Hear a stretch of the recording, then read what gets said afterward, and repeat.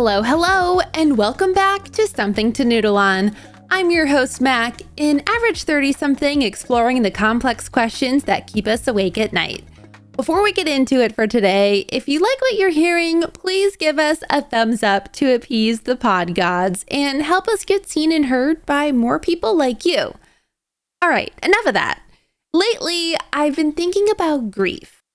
Not just loss in the obvious sense, but the emotion itself, why it exists, why it hurts so much, and why it feels so unavoidable.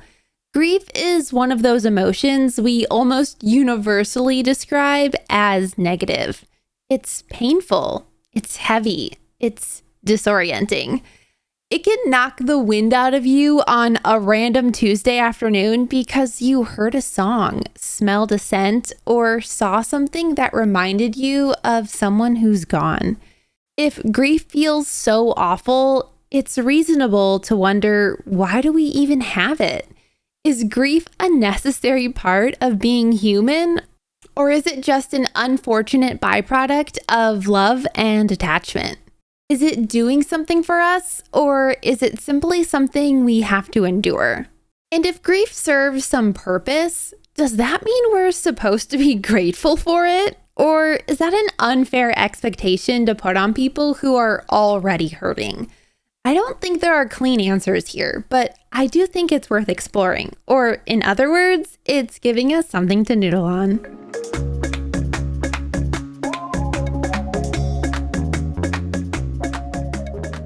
Grief is most commonly associated with death, but it can show up anytime we experience a significant loss.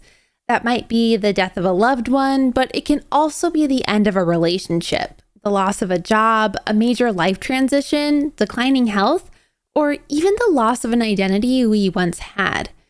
Most people are at least loosely familiar with the 5 stages of grief.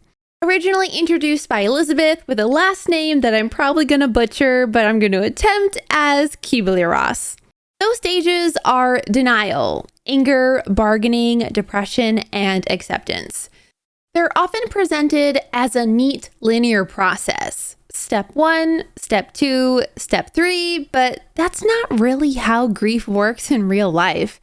In reality, people don't move through these stages in order. And not everyone experiences all of them. You might bounce back and forth between anger and sadness. You might feel acceptance one day and denial the next. You might never really relate to bargaining at all. The stages are less of a roadmap and more of a loose framework for understanding some of the emotional states people often experience after loss. This episode isn't about how to work through those stages or how to process grief correctly. There are plenty of resources for that, and everyone's experience is different. Instead, this is about stepping back and asking a bigger question: why grief exists at all, and whether something that feels this bad can still be considered necessary or even meaningful for the human experience. It's also worth noting that grief doesn't have a universal timeline. There's no expiration date. There's no point where you're officially over it. And there's no moral failing in grieving longer than other people think you should. Grief shows up when it shows up, and it leaves, if it ever really leaves, on its own terms. It's certainly okay to not feel something right away, and then months later, the emotions start flooding in and hit you like a ton of bricks. That doesn't mean you're broken.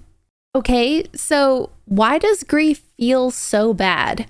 We all know grief is a deeply uncomfortable emotion. It's not just sadness. It's often a whole constellation of emotions happening at once. Sadness, anger, guilt, confusion, numbness, anxiety, sometimes even relief, which can bring a whole extra layer of shame or self-judgment along with it. Grief rarely shows up in a clean, singular form, and that emotional overload alone can make it exhausting. Part of what makes grief so painful is that it disrupts our sense of normalcy. The world keeps moving, schedules keep filling up, expectations don't pause. But our internal reality has fundamentally changed. We're still expected to show up to work, to family obligations, to social events, to our myriad of daily responsibilities, all while carrying an invisible weight that no one else can fully see or measure. The cognitive aspect of grief can be incredibly unsettling too.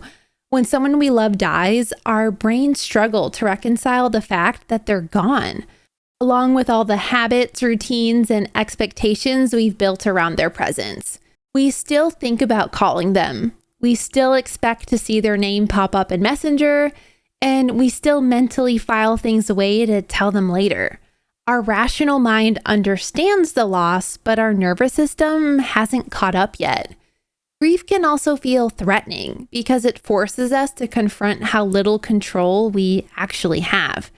No matter how careful, kind, loving, or prepared we are, loss can still happen. That realization can make grief feel overwhelming because it doesn't just hurt. It shakes our sense of safety and predictability. It reminds us that the people we love are vulnerable, and so are we. It's been 8 years since my stepdad left this world, and I still have moments where I break down and cry. It comes at the most random times, too. I'll be at the grocery store and then suddenly get a whiff of someone who walks by smelling like vanilla smoking tobacco. And there it is. All the memories come flooding back in. From a biological perspective, grief activates many of the same systems as other forms of stress or trauma. Our bodies interpret loss as a major threat to stability and attachment, and they respond accordingly. Sleep can become fragmented or elusive. Appetite may disappear or spike unexpectedly. Concentration suffers. Memory gets fuzzy. Motivation drops. Maybe we've laid in bed completely exhausted but unable to fall asleep because our mind keeps replaying conversations, memories, or what ifs. Or maybe you realized halfway through a work email that we've read the same sentence 5 times and still don't know what it says. This happens because grief places the nervous system into a prolonged state of alert. Even when there's no immediate danger, our bodies are bracing for impact or trying to adapt to a world that suddenly feels less secure. That's why grief can feel not just emotional, but deeply physical. People often describe a heaviness in the chest, tightness in the throat, chronic fatigue, headaches, or a sense of being weighed down. When grief lingers, it's easy to interpret that as weakness or an inability to cope. But in reality, it's often a sign that the body and brain are still recalibrating. Loss isn't a single event. It's an ongoing adjustment. Our systems are learning, slowly, how to exist without a presence that once provided comfort, regulation, or meaning. Understanding grief as a stress response can help reframe the experience. It reminds us that we're not failing at grief. We're simply responding to it exactly the way humans are wired to respond to profound loss. Grief can also be deeply isolating, even when we're surrounded by people. In the early days after a loss, support often pours in. People check up on us, bring meals, send messages, and offer condolences. But as time passes, that support tends to taper off, even though the grief itself may still feel just as present. Like when we're back at work a few weeks later and people stop asking how we're doing. Not because they don't care, but because they assume we're okay now. Part of this stems from discomfort. Many people simply don't know what to say to someone who's grieving, and silence can feel safer than saying the wrong thing. Others may unintentionally minimize the loss with phrases meant to comfort, but that end up feeling dismissive. Things like, they wouldn't want you to be sad, or everything happens for a reason. Good intentions might be there, but who wants to hear that losing a loved one was part of some greater plan we don't control? Over time, this can make grief feel like something we're supposed to handle quietly and efficiently. There's often an unspoken expectation that we'll eventually get back to normal. And when we don't, when the sadness resurfaces months or even years later, it can create a sense of embarrassment or failure, as if we're grieving incorrectly. That isolation can compound the pain. Not only are we carrying the loss itself, but we may also feel disconnected from the people around us, unsure of how much of our grief is acceptable to share. We often talk about grief as something that needs to be resolved, wrapped up, or closed. The idea of closure suggests a clear ending point, a moment when we can finally put the loss behind us and move on. But for many people, grief doesn't work that way. Instead of disappearing, grief often changes shape. For a lot of us, it resurfaces in ordinary moments, like when we automatically reach for our phone to text someone who isn't here anymore, or when we hear a piece of news and instinctively want to share it with them. Those moments don't mean we're stuck. They just mean our relationship didn't vanish when the person did. Grief may become less sharp over time, less constant, or less consuming, but it rarely goes away completely. Sure, it ebbs and flows. It resurfaces on anniversaries, holidays, or in moments we don't expect. But that doesn't mean we're stuck or doing something wrong. The expectation of closure can actually make grief harder. When we believe we're supposed to be finished grieving by a certain point, any lingering sadness can feel like a personal failure. We may start to wonder what's wrong with us, rather than recognizing that grief is a long-term companion to love and memory. Letting go of the idea of closure allows us to make room for a more realistic understanding of grief, one that acknowledges its persistence without letting it define us entirely.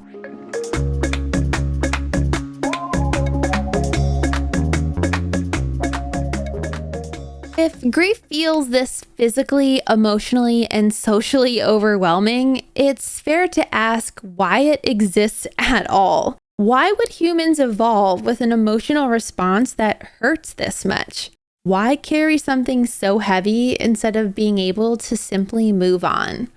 So that begs the question, is grief the cost of love? A common idea we hear when talking about loss is that grief is the price we pay for love, that the depth of our grief is directly tied to the depth of our attachment.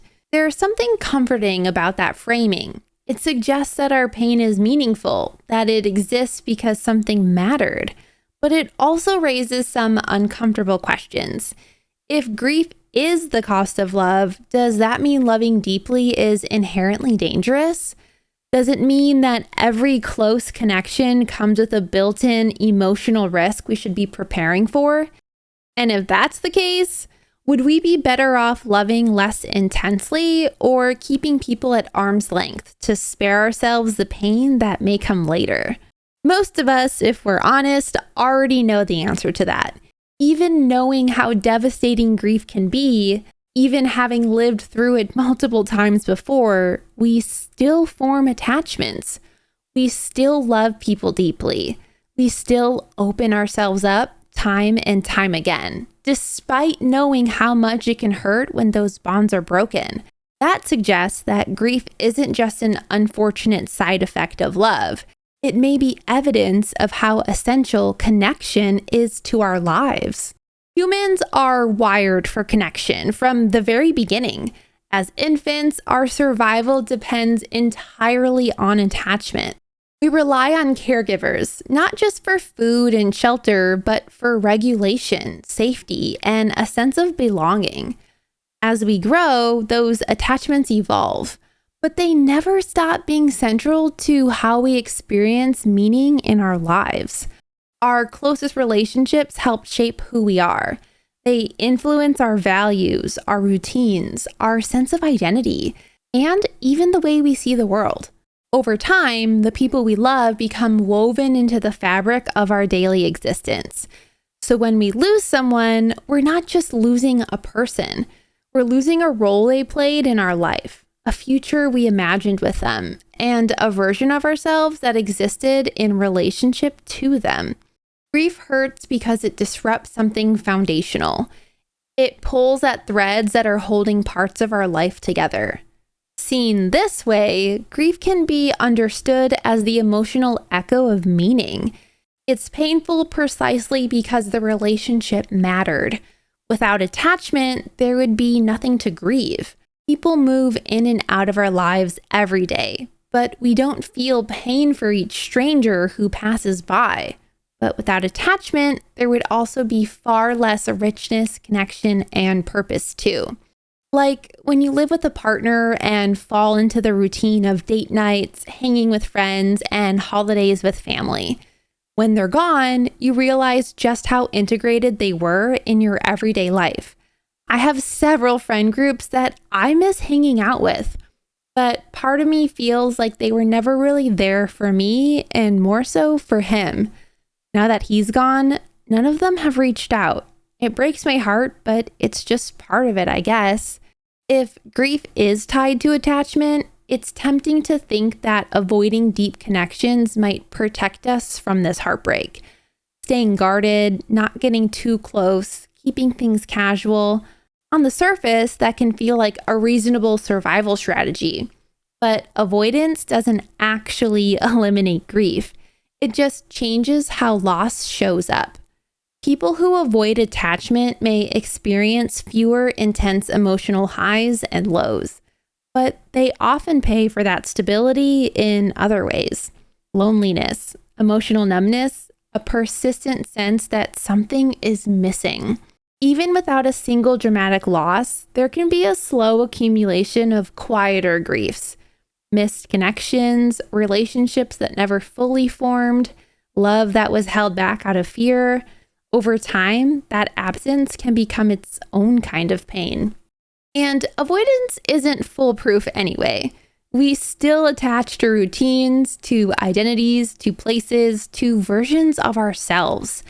Loss is inevitable in some form, whether we try to outrun it or not. One of the hardest truths about grief is that it doesn't just reflect who we lost. It also reflects who we were with them. You might catch yourself repeating shared catchphrases or favorite movie quotes, or realize you're making decisions exactly the way they would have advised. In those moments, it becomes clear that they're still part of how we move through the world, even if they're no longer physically here. Grief is evidence that a relationship left a mark, that someone mattered enough to change us. In this sense, grief becomes a kind of testimony. It says, this person shaped my life. This connection mattered.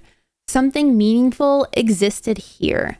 Without grief, our relationships might become easier to replace, easier to discard, and easier to forget.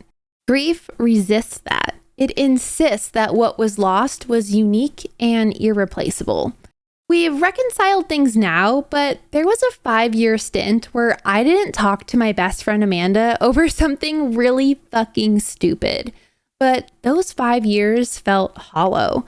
I thought about her several times a week and missed our check-in phone calls. I didn't realize it at the time, but she was the only person in my life who knew every little detail. And when she was gone, I didn't have someone to talk to. I suppose the bright side was that moment made me reconnect with other friends again, but her being out of my life for all those years left a sadness in me. If grief is so closely tied to love and attachment, it raises another question. If grief can hurt this much, is there ever anything it gives back in return? Or is it simply something we endure because connection is worth the risk?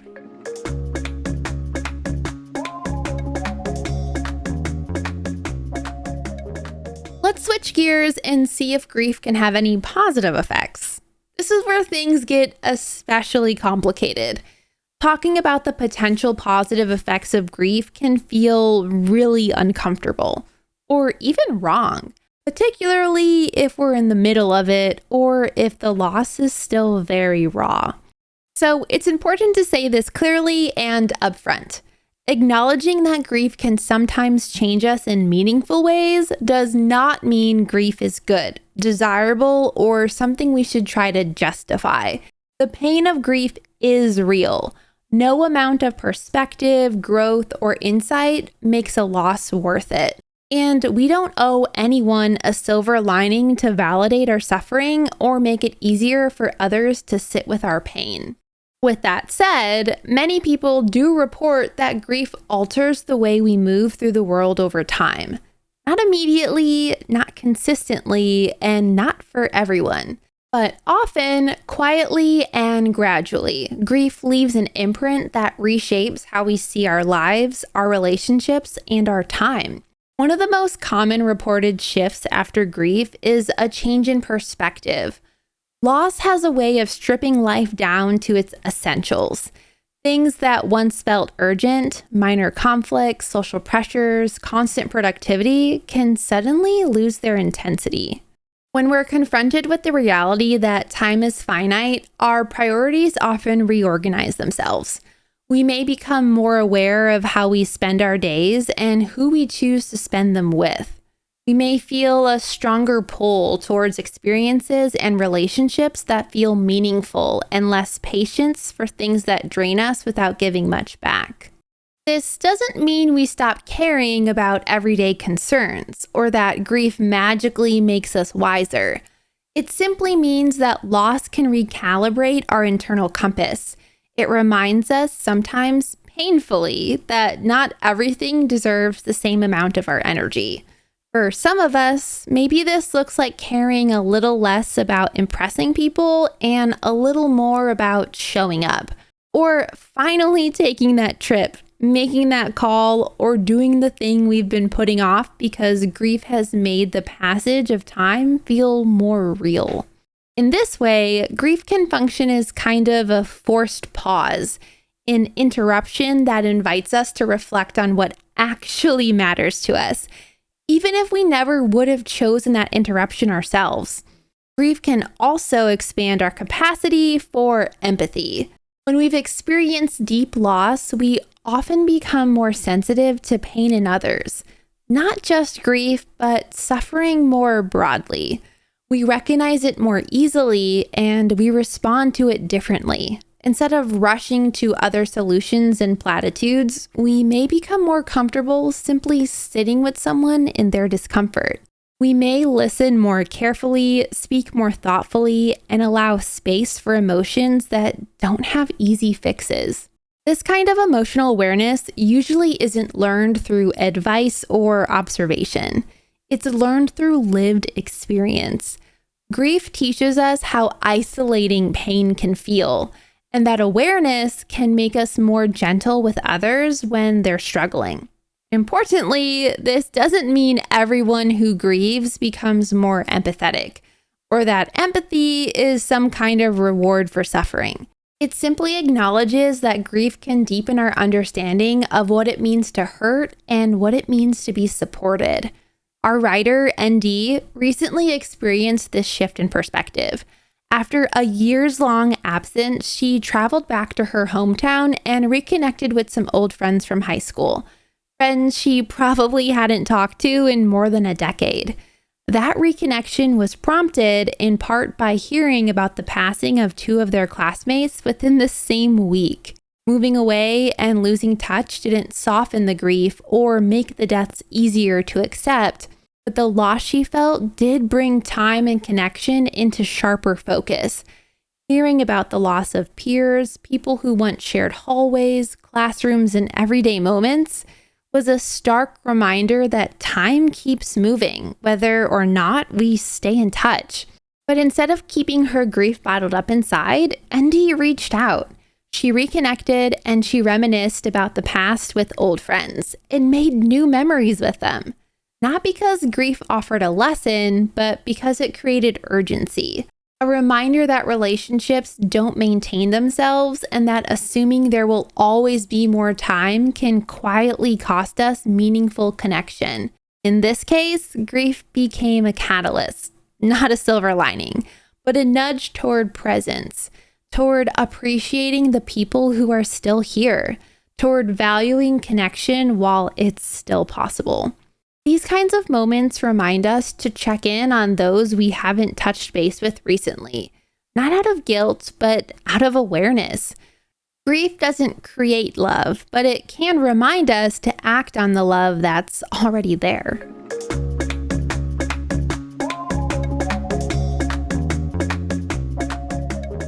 Even if grief can sometimes lead to perspective, empathy, or deeper presence, does that mean we should frame it as beneficial overall? Which brings us back to the bigger question. If grief can shape us, but at such a high emotional cost, what role does it actually play in the human experience? So, is grief a necessary human emotion? Maybe not in the sense that it's something we would ever choose for ourselves or for the people we love. But as long as we form deep connections, as long as we love, attach, and invest in one another, grief seems to be part of the human experience. That doesn't mean we have to call it a gift. It doesn't mean we have to be grateful for it. And it certainly doesn't mean we should rush ourselves or anyone else through it in search of a neat takeaway. Grief can simply be what it is, a painful human response to loss that reminds us we cared, that something mattered, and that our lives are shaped by the people we love. As always, I hope this week's episode gave you something to noodle on, whether that's the plain and simple reality that grief just fucking sucks. But can the reflection that seems to stem from these moments be impactful for us as well? Let's talk about it on the Discord or online at A Pod to Noodle On. Until next time, bye!